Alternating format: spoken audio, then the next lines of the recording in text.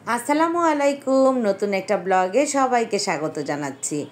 বাচ্চাদের পরীক্ষা, আমার নিজের শারীরিক অসুস্থতা সব কিছু মিলে আমরা আসলে খুবই ব্যস্ত ছিলাম আর খুবই হাঁপিয়ে পড়েছিলাম। বাসায় থাকতে থাকতে খুবই বোর ফিল করছিলাম। তো শুক্রবার দিন ভাবলাম যে বাসার পাশে থেকে বাচ্চাদেরকে নিয়ে একটু ঘুরে আসি। তো মাঠে যাব ওদেরকে নিয়ে খেলতে, ওরা বল খেলবে। তো বল বাসা থেকে নিয়ে বেরিয়েছি। এই তো তাদেরকে রেডি করে বের হয়ে পড়েছি বাসা থেকে, আর হাতে ছিল বল। তো সবাই আমার বাচ্চাদের জন্য দোয়া রাখবেন, মাশাল্লাহ বলবেন। তো বাসার পাশেই ছিল মাঠটা। এই তো ওরা বাসায় বাইরে গিয়ে বল খেলা অলরেডি শুরু করে দিয়েছে। তো প্রথম প্রথম না ওদের তেমন ভালো লাগেনি, কারণ মাঠে গিয়ে দেখি কি মাঠে রিপেয়ারিংয়ের কাজ চলছে, যার জন্য খুব একটা ভালো লাগছিল না।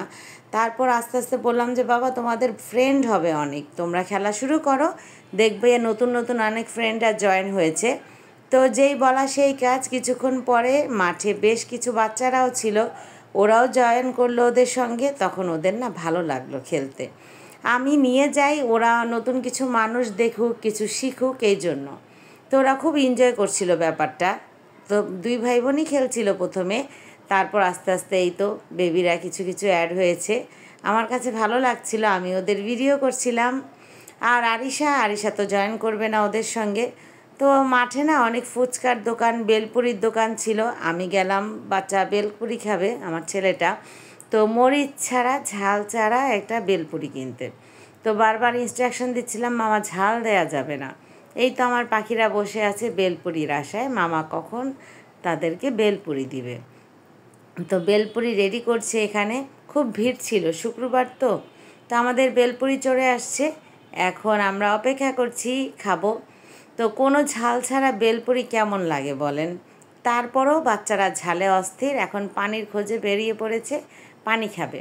তো পানি খাওয়ার পরে যেটা হলো, ওইখানে মাঠে আরও অনেক কিছু ছিল, যেমন ভাজা পোড়া অনেক টাইপ ছিল। ওই যে ওরা ভাজা পোড়া দেখে খুব অস্থির হয়ে গেছিলো যে আম্মা এইটা কী জিনিস, এটা আমি খাবো।